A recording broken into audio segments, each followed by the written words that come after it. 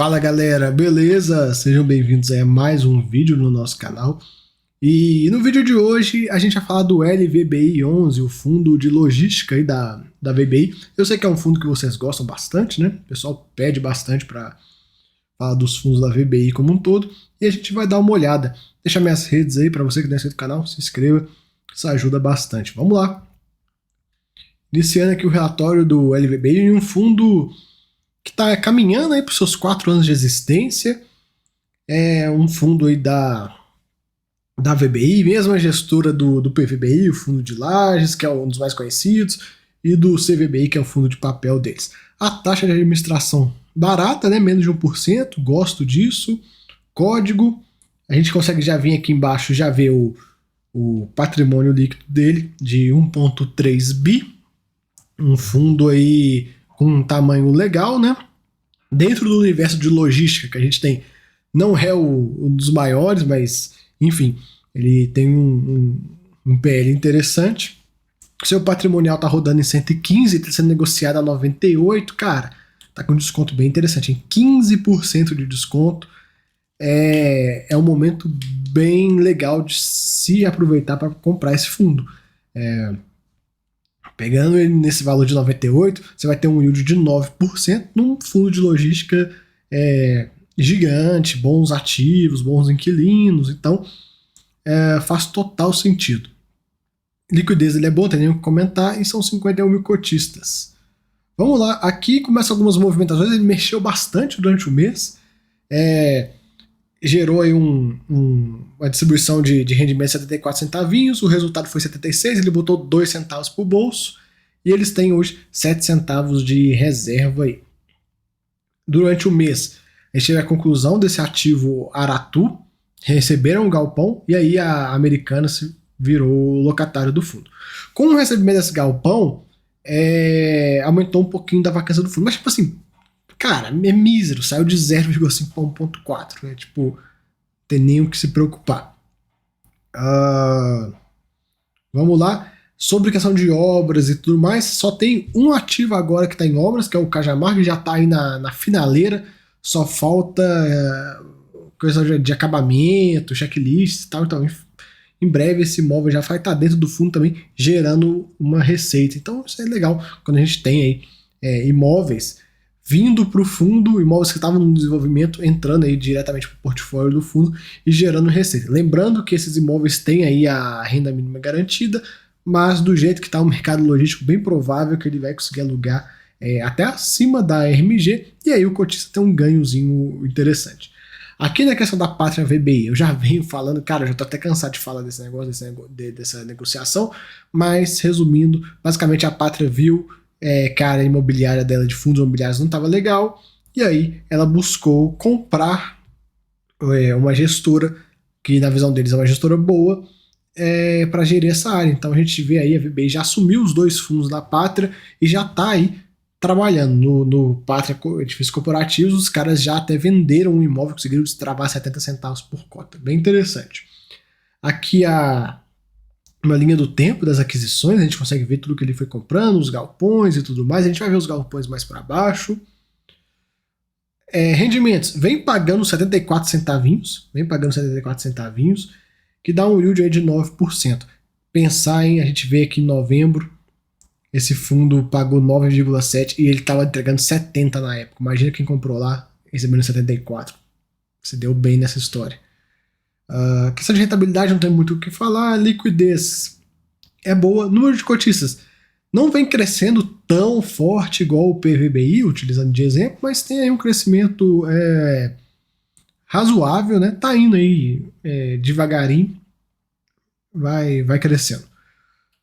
Aqui o portfólio dele são 33 locatários, uma BL bem grande, 500 mil metros quadrados aí. Pra vocês terem uma ideia, de ABL vai dar tipo meio HGLG, mais ou menos. Claro, o HGLG também ele tem muita coisa que não é imóvel, né? Se ele fosse 100% imóveis, além de ter aplicações financeiras, imobiliárias, etc, ele teria uma ABL muito maior. Mas de toda forma, em questão de ABL, dá mais ou menos meio HGLG.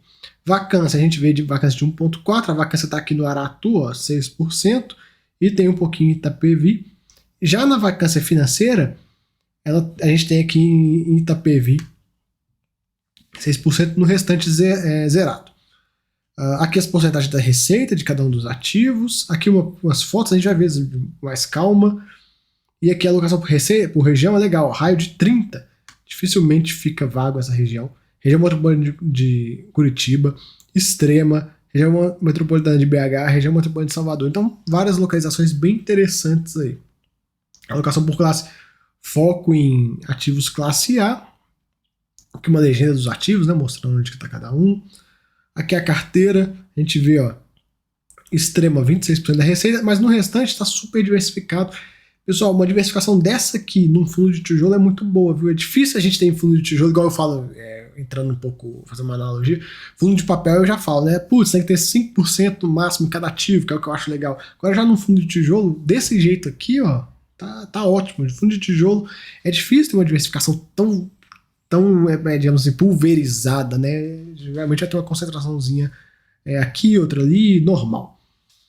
O segmento de atuação dos locatários, logística, e-commerce, varejo, a gente consegue ver aqui mais da metade, e a alocação por inquilino. São bons inquilinos, né? DHL, Ambev, Magazine Luiza, Dia. O retorno sobre o capital entenda como RMG, a VBI utiliza retorno sobre o capital em vez de colocar RMG. A Amazon, enfim, entre outros. Mas essa é a mágica dos fundos imobiliários, né? Você aí com uma cota de 90 e poucos reais, você compra um fundo que vai ser inquilino como DHL, Ambev, Magazine Luiza. Olha o nível dos inquilinos que você está tendo acesso quando você compra uma cota de um fundo imobiliário, né? Aqui, na alocação para a natureza dos contratos, tem bastante contrato atípico, tem um pouquinho atípico e tem a questão da RMG, 8% da receita. Os indexadores aí da receita, GPM, IPCA e IPC, e o reajuste, o grosso já passou, pessoal, falta só 17%, então dificilmente a gente vai ter algum incremento grande de renda. Então a gente vai acompanhando aí os próximos meses para ver quando é que vai chegar lá no final do ano. Acho muito difícil, deixa eu pegar aqui a DRE, acho muito difícil passar muito de 75 centavos, quiçá 76, mas não acho que passa muito. O melhor cenário de todos seria uns 76 centavos.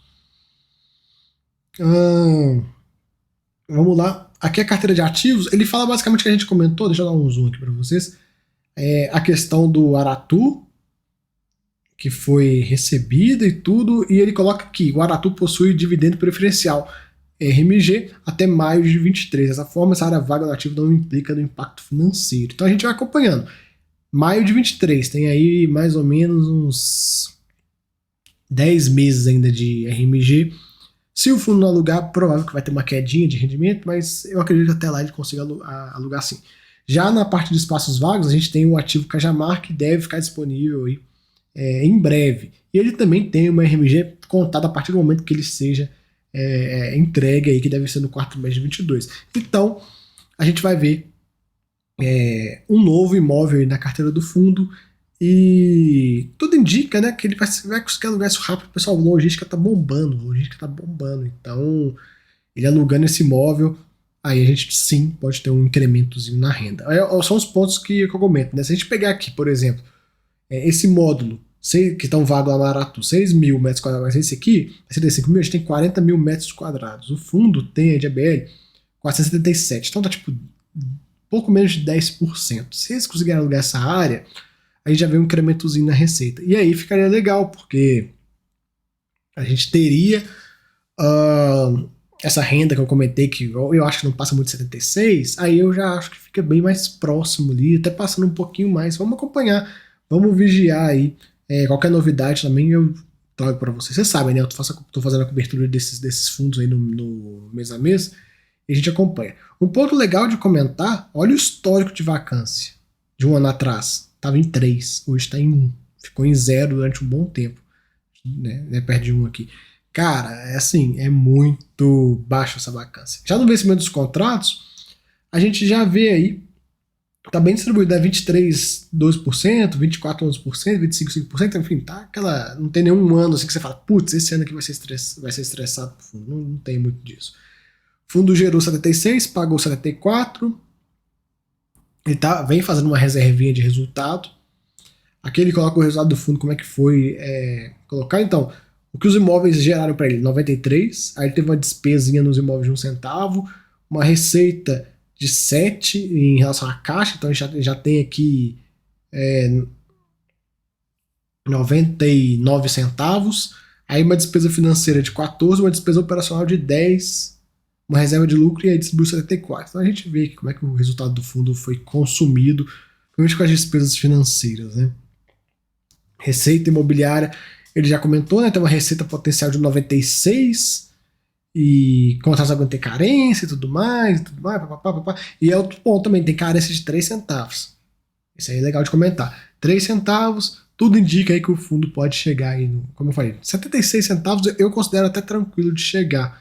Mas vamos acompanhar, vamos vigiar, ainda mais que tem RMG no meio, então a gente tem que ficar um pouco ligado. O bom é que a gestão deixa bem claro o que é RMG, o que não é, porque aí a gente consegue ter uma ideia qual vai ser o incremento, qual não vai ser. Ele até coloca, ó, o Aratu vai gerar um incremento de 2 centavinhos, então, cara, é bem interessante. Se juntar Aratu mais as carências, já dá 5 centavos aí. Pô, já fica bom. O fundo gerou 93, o potencial é 96, então a gente já vê que tem tudo para subir alguns centavinhos aí na renda do LVBI. Falar sobre a alavancagem do fundo. Pessoal, ele tem uma alavancagem aí, não é muito grande, mas a gente tem que ficar ligado. Essa da Aratu é uma dívida extremamente de graça, né? De graça. PCA mais 1,4. Mas de toda forma, já essa do Jandir e Betim já é uma dívida CDI. O CDI no patamar que tá meio complicado. Mas, paciência, a gente consegue ver, até ver por aqui que fica melhor, ó. Ele tem um passivo de 300 milhões, um ativo de 1,6 bi, então dá uma alavancagem de 18%. Então ainda está num patamar bem tranquilo. Aqui ele começa um ponto sobre caixa e obrigações futuras, né, que ele tem alguns desembolsos que ele tem que fazer. 36 milhões ele pagou do Aratu, e ele tem que desembolsar até o final do segundo trimestre de 23 mais 125 milhões de reais. E agora fica uma dúvida minha que eu quero entender. Se esses valores de 125 milhões de reais já estão considerados aqui ou não. Então eu fico meio na dúvida, mas acredito que sim. A gente vê a obrigação para aquisição de imóveis 123,4, então pode ser que seja essa aqui. Mas a gente vai acompanhando. A alavancagem sempre é um ponto que a gente tem que ter atenção, e a gestão também tem que trazer as informações de forma bem clara para a gente conseguir identificar os riscos, os potenciais problemas e tal, que possam vir a acontecer, o impacto no rendimento. Então a gente vê o caixa do fundo, como é que vai ficar lá no final dessa operação toda, lá no final do segundo trimestre de 23, vai sair de 61 para 21 milhões. Vai diminuir bem. Aqui um pouco do ativo, como está dividido, né? A gente consegue ver, bem parecido com o gráficozinho da receita. Passivo já comentei. E aqui os ativos dele a gente consegue ver aí. O ativo de Extrema, o ativo de Guarulhos, o Mauá, o de Betim. Até aproveitando, pessoal, fazer um comentário. Os ativos dos fundos, eu tô para fazer mais vídeos. Eu vi que vocês gostaram muito do vídeo que eu fiz indo lá no ativo da HGLG. Os ativos dos fundos que sejam em BH, eu vou começar a visitar mais. BH, Betim e tal, que seja próximo, eu vou dar uma visitada. Eu tô pensando em comprar um drone, né? Eu tenho que ver como é que é o orçamento, porque o drone bom é caro, mas comprar um drone pra gente poder subir o drone, mostrar o ativo e tal. Tem aquele vídeo bem mais próximo aí dos ativos do fundo. Então vamos ver se eu já consigo aí no próximo mês já começar a fazer isso. E aí vão ter mais visitas em ativos. Sendo assim, esperem próximos vídeos. Quem quiser dar aquela moral aí pro projeto, galera, seja membro do canal, fica do lado de onde você clica para se inscrever, seja membro, R$5 por mês, você vai ter direito a vídeos exclusivos e ainda vai ajudar o canal aí nesses projetos de compra drone, vai lá visitar um ativo, conhecer um ativo, etc.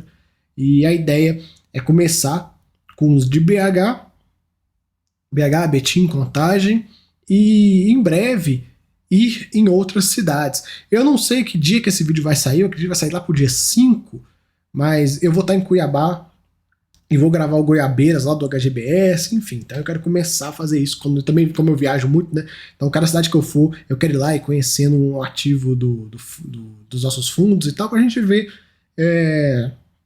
como é que estão esses ativos e tal. Ver sem ser essa coisa da foto do relatório, ir lá, botar o pé no negócio e ver aí ao vivo, beleza? Então fica aí o vídeo, espero que vocês tenham gostado. Quem quiser dar aquela moral, vira membro aí, beleza? Valeu, até a próxima. Fui!